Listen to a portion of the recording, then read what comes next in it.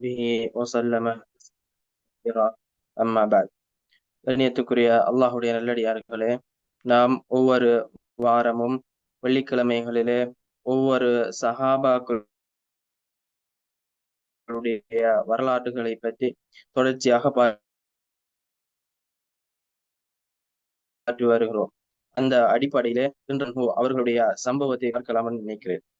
அபூதர் அல் கிஃபாரி ரதியல்லாஹு அன்ஹு அவர்களுடைய முழு பேரை நாம் பார்த்தோம் என்றால், அவர் அபு தர் ஜுந்துப் இப்னு ஜுனாதா இப்னு கைஸ் இப்னு அம்ர் இப்னு அல் கிஃபாரி என்று அவருடைய முழு பேரை நாம் பார்க்கக்கூடியதாக இருக்கிறது.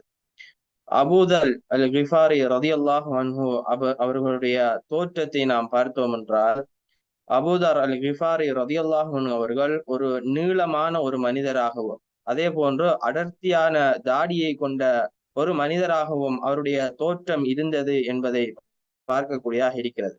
அதே போன்றுதான் அபூதர் அல் கிஃபாரி ரதியல்லாஹு அன்ஹு அவர்கள் இஸ்லாத்துக்கு ஆரம்ப காலத்திலேயே இஸ்லாத்தை ஏற்றுக்கொண்ட ஒரு சஹாபியாகவும் அபூதர் அல் கிஃபாரி ரதியல்லாஹு அன்ஹு அவர்களை நாம் பார்க்கக்கூடியதாக இருக்கிறது. அதே போன்று சஹாபாக்களிலே மூத்த ஒரு சஹாபியாகவும், சஹாபாக்களிலே சிறந்த சஹாபாக்களுடைய வரிசையிலே உள்ள ஒரு சஹாபியாகவும், மிகவும் ஒரு அறிவு கொடுக்கப்பட்ட ஒரு சஹாபியாகவும், வீரம் நிறைந்த ஒரு சஹாபியாகவும் அபூதர் அல் கிஃபாரி ரதியல்லாஹு அன்ஹு அவர்களை பார்க்கக்கூடியதாக இருக்கிறது. அது மாத்திரமல்லாமல் அடுத்தவர்களோடு மிகவும் சங்கையாக நடக்கக்கூடிய ஒரு சஹாபியாகவும், பேசுகின்ற விடயத்திலே உண்மையை பேசக்கூடிய ஒரு சஹாபியாகவும், அதிகமாக அவருடைய பேச்சு என்பது உண்மையாகவே இருந்தது. அந்த அளவுக்கு அதிகமாக உண்மை பேசக்கூடிய ஒரு சஹாபியாகவும் அபூதர் அல் கிஃபாரி ரதியல்லாஹு அன்ஹு அவர்களை நாம் பார்க்கக்கூடியதாக இருக்கிறது.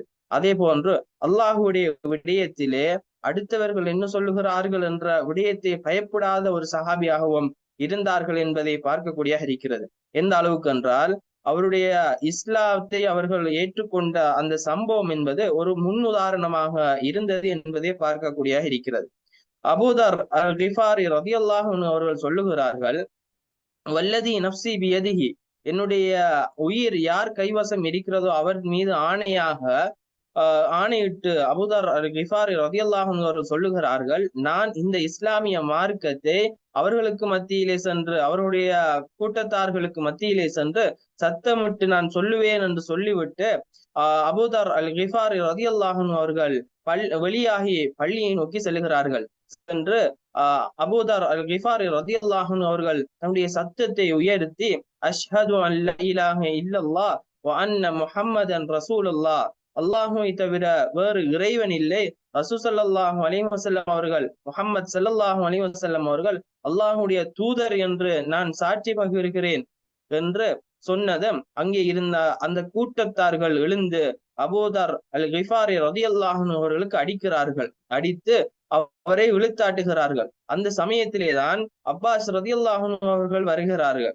அவர்கள் வந்து அபூதர் அல் கிஃபாரி ரதியல்லாஹு அன்ஹு அவர்களை பாதுகாக்கிறார்கள், காப்பாற்றுகிறார்கள். காப்பாற்றி விட்டு அப்பாஸ் ரதியல்லாஹு அன்ஹு அவர்கள் சொல்லுகிறார்கள், வைலக்கும், உங்களுக்கு கேடு உண்டாகட்டும், உங்களுக்கு தெரியாதா, நீங்கள் உங்களுடைய வியாபார கூட்டங்கள் ஷாமுக்கு செல்லுகின்ற வழி என்பது கிஃபாரி கோத்திரத்தார்களிடத்திலே இருக்கிறது என்பதை நீங்கள் அறியவில்லையா என்று அப்பாஸ் ரதியல்லாஹு அன்ஹு அவர்கள் அந்த கூட்டத்தாரிடத்திலே கேட்டார்கள் என்ற சம்பவத்தை பார்க்க முடிகிறது. கேட்டு அபூதர் அல் கிஃபாரி ரதியல்லாஹு அன்ஹு அவர்களை அப்பாஸ் ரதியல்லாஹு அன்ஹு அவர்கள் பாதுகாத்து செல்லுகிறார்கள். மீண்டும் அபூதர் அல் கிஃபாரி ரதியல்லாஹு அன்ஹு அவர்கள் அடுத்த நாள் அதே போன்று அவர்கள் வந்து அந்த கூட்டத்தார்களுக்கு மத்தியிலே சத்தமிட்டு சொல்லுகிறார்கள், அஷ்ஹது அன் லா இலாஹ இல்லல்லாஹ் வ அன்ன முஹம்மதன் ரசூலுல்லாஹ் என்று மீண்டும் சொல்லுகிறார்கள். மீண்டும் அந்த கூட்டத்தார்கள் அபூதர் அல் கிஃபாரி ரதியல்லாஹு அன்ஹு அவர்களை அடிக்கிறார்கள், அவர் மீது கிளர்ந்தெழும்புகிறார்கள். அப்போதும் அப்பாஸ் ரதியல்லாஹு அன்ஹு அவர்கள் தான் அபூதர் அல் கிஃபாரி ரதியல்லாஹு அன்ஹு அவர்களை பாதுகாத்தார்கள் என்ற செய்தியை நாம் பார்க்கக்கூடியதாக இருக்கிறது. அபூதர் அல் கிஃபாரி ரதியல்லாஹு அன்ஹு அவர்கள் இஸ்லாத்தை ஏற்றுக்கொண்டதன் பின்னர் அவர்களுடைய ஊருக்கு சென்று அவர்களுடைய அந்த கூட்டத்தார்களை அவர்கள் இஸ்லாத்தின் பக்கம் அழைக்கக்கூடியவராக இருந்தார்கள். எந்த அளவுக்கு என்றால் அபூதர் அல் கிஃபாரி ரலியல்லாஹு அன்ஹுடைய அழைப்பிலே அந்த கோத்திரத்தை சேர்ந்த அரைவாசி பேர் இஸ்லாத்தை ஏற்றுக்கொண்டார்கள். பின்னர் ரசூலுல்லாஹி அலைஹி வஸல்லம் அவர்கள் மதீனா நகருக்கு வந்ததன் பின்னால் மீதமாக இருந்த அரைவாசி பேரும் இஸ்லாத்தை ஏற்றுக்கொண்டார்கள் என்ற செய்தி பார்க்கக்கூடியதாக இருக்கிறது. பின்னர் அபூதர் அல் கிஃபாரி ரலியல்லாஹு அன்ஹு அவர்கள் தன்னுடைய அந்த ஊரை விட்டு பிரயாணம் செய்து ரசூலுல்லாஹி அலைஹி வஸல்லம் அவர்கள் வசித்திருந்த மதீனா நகருக்கு வந்து அங்கேயே ரசூலுல்லாஹி அலைஹி வஸல்லம் அவர்களோடு அபூதர் கிஃபாரி ரலியல்லாஹு அன்ஹு அவர்கள் இருக்கிறார்கள். பல யுத்தங்களிலே ரசூலுல்லாஹி அலைஹி வஸல்லம் அவர்களோடு அபூதர் அல் கிஃபாரி ரலியல்லாஹு அன்ஹு அவர்கள் கலந்து கொண்டார்கள் என்ற வரலாற்றை நாம் பார்க்கக்கூடியதாக இருக்கிறது. அது மாத்திரமல்லாமல் ரசூலுல்லாஹி அலைஹி வஸல்லம் அவர்களுடைய மரணத்தின் பின்னால் கிலாஃபத்தை ஏற்றுக்கொண்ட அபூபக்கர் ரலியல்லாஹு அன்ஹு, உமர் ரலியல்லாஹு அன்ஹு, உஸ்மான் ரலியல்லாஹு அன்ஹு அவருடைய ஆட்சி காலத்திலே ஃபத்வா வழங்கக்கூடிய பொறுப்பையும் அபூதர் அல் கிஃபாரி ரலியல்லாஹு அன்ஹு அவரிடத்திலே இருந்தது என்பதையும் நாம் பார்க்கக்கூடியதாக இருக்கிறது. அது மாத்திரமல்லாமல் அபூதர் அல் கிஃபாரி ரலியல்லாஹு அன்ஹு அவர்கள் பத்தினித்தனம் கொண்ட ஒரு நல்ல ஒரு மனிதராகவும் நல்ல சஹாபியாகவும் அபூதர் அல் கிஃபாரி ரலியல்லாஹு அன்ஹு அவர்களை நாம் பார்க்கக்கூடியதாக இருக்கிறது. அதே போன்றுதான் ஏழைகளுக்கு அதிகமாக இரக்கம் காட்டக்கூடிய ஒரு சஹாபியாகவும் இந்த அபூதர் அல் கிஃபாரி ரலியல்லாஹு அன்ஹு அவர்களை நாம் பார்க்கக்கூடியதாக இருக்கிறது.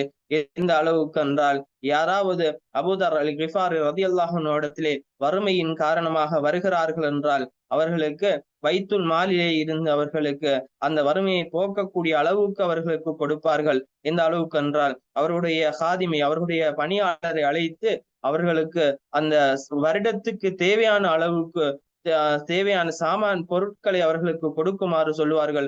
அந்த அளவுக்கு ஏழைகளுடைய விடயத்தில் இரக்கம் காட்டக்கூடிய ஒரு சஹாபியாகவும் அபூதர் அல் கிஃபாரி ரலியல்லாஹு அன்ஹு அவர்கள் வாழ்ந்து காட்டியிருக்கிறார்கள் என்பதை பார்க்கக்கூடியதாக இருக்கிறது.